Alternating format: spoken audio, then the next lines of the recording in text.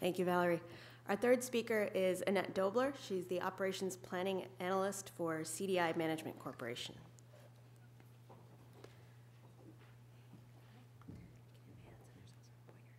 Oh, good. Okay. Hi. I'm really excited to be here. I'm curious, so how many other analysts are in the crowd here? Anybody? One? Couple? How about any accountants? No? Well, my background is a little different in that I'm not a tech, I'm not a physicist, I'm a reformed accountant who started working with the operations team when we started participating with the registry. A little detail or a little information about CDI. I don't know if any of you are familiar with our organization, but we were founded in 1981 by Dr. Ken Heithoff.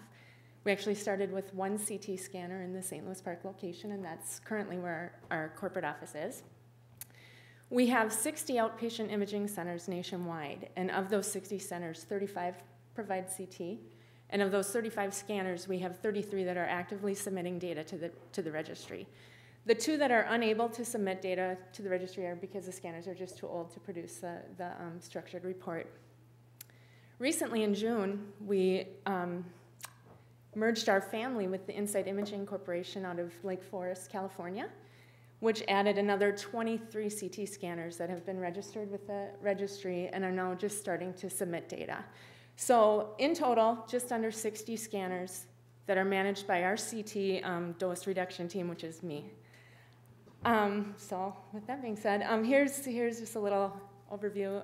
Nationwide shows you where we're located. The green states are the CDI-only states, and the blue states are the Insight. So we all started submitting data, I'm sure, to the registry late last summer and anxiously awaited that first aggregate report.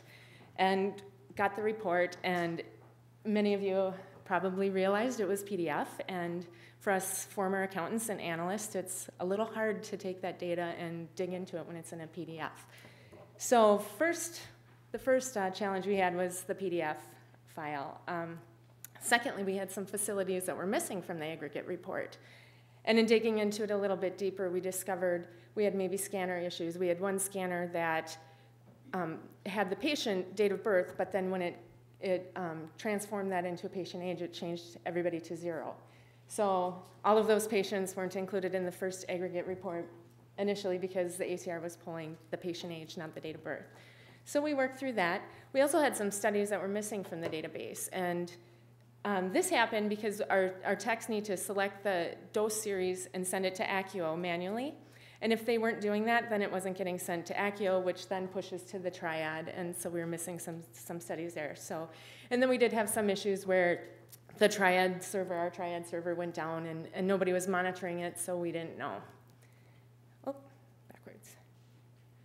So, but we worked through all those issues. We take all this data, we look at these 100-page reports times 30 centers and try to decide where do we start. There's just so much data. So what we did was we looked at our population of volume and decided to start with like the top 60% of our volume nationwide and narrowed that down to then 5 procedures. We looked at those 5 procedures both with contrast and without for a total of 10 comparative procedures. And we decided to look at everything by exam and look at DLP rather than CT-DI-vol. And the reason for that was just because we felt we understood that a little bit easier, and we needed to narrow it down somehow because there was just so much information. So we took all these reports that you're probably familiar with, printed each individual sheet for each individual center for each of the exams that we wanted to look at, and then we threw everything in an Excel file and started to compare against ourselves, against the regional averages, and then finally against the dose index registry. We compared all 10 exams, combined them all, and said, okay, let's just look real high level and see where do we compare, where do our sites compare. And if you look at this side, that's the dose index registry. Now again, these are all 10 exams that we looked at. So 5 here without contrast, 5 with, and then each of our centers respectively and how they compared. But that doesn't really give us a whole lot of room to start making reductions. I mean, it gives us a real quick overview and gives us an idea where we need to start. But what we did then was we took the information a little more detailed and put it in a heat graph and said, based on the national average, the dose index registry, how do our exams compare in each particular bucket? So anytime you see a shade of red, that tells us that that particular location had a variance from the DIR for that exam. The darker the red, the more extreme the variance. Oops, oh no. So you can see right down here, this market 8, there's a lot of really dark red. So obviously that's where we wanted to start concentrating our efforts to make a reduction. That's what we considered our low-hanging fruit in the first place we needed to go. So I know that Val and Ashley had mentioned that they're constantly looking at the information on a daily basis. I don't really use the box plots and those graphs, but I do use the dose information by exam report almost daily. And what you can do with this report is run it for the same time frame. So I ran it for that market 8 for the same time frame that I was looking at, and you get the patient information, or you get the per exam, the detail. So you can see, here's the exam name, perhaps, and the DLP. It's kind of hard to read, but this report is exportable to Excel. So former accountant, analyst, I love this report because I can use it, I can take it, I can filter it, I can put it in a pivot table, I can do what I need to analyze the data. So we took this information and we put it in a Excel file, and for that particular exam, I plot each of the individual patient instances. And this gives me the ability to identify which are my outliers, which are the patients that we need to look at and try to identify what happened with those exams that caused their DLP to be so much higher than the national average. What we did with that information is we were able to match that through the study UIDs that are now part of the exportable file to the patient MRN number. We created a dose research form that we submit to our tech team, and we say, here's a list of the patients we want you to take a look at. Can you complete this form, send it back to us, and then we'll meet to discuss the findings. The things that are on this form that we ask them to complete are, is this an oncology patient?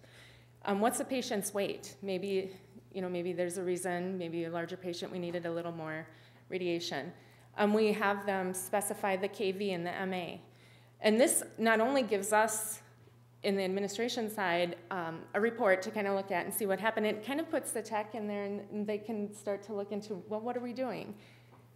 So we take those information, and we identified necessary protocol changes that needed to be made. Now, with 60+ CT scanners nationwide, you'd think maybe we have similar protocols, but we don't. We have very different markets. We're from Seattle, Washington, Florida, throughout the United States, and every location has their own protocols. But by taking the information that we get from the dose findings reports, we're able to say, hey, Seattle, take a look at the protocol we have for the same exam in Minnesota.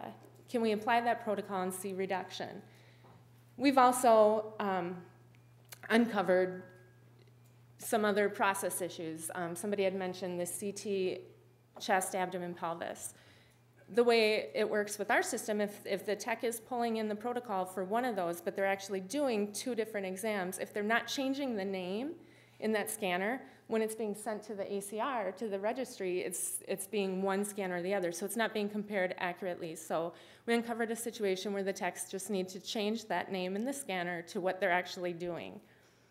And I just want to strongly point out that with the protocol changes and any of the changes we made, we saw absolutely 0 impact to our quality. So what were the results? It was reduction, reduction, reduction, reduction. It's kind of hard for you guys to see this, but this top section up here, this location A, that's at market 8. So that was our low-hanging fruit, and that's where we started right away.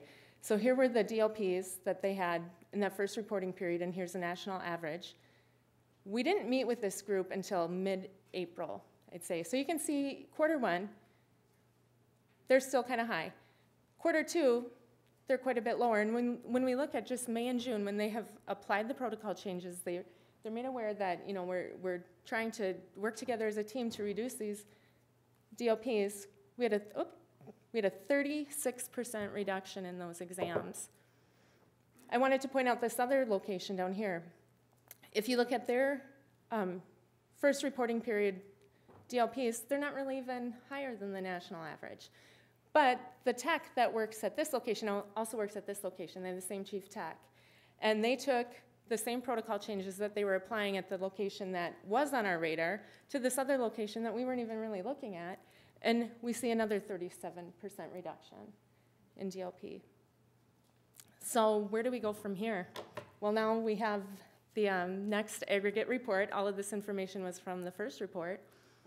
The next report is, it's so awesome that we can get that in Excel right away, because it took so long to manually put that data into a user-friendly format. But we're going to continue to modify and to change our protocols when necessary. We're going to collaborate with our market teams and the market leaders. And we're also creating a means for our tech staff throughout the United States to be able to share the results. We have those dose research forms that they send back to us. We keep them in a file that every tech has access to.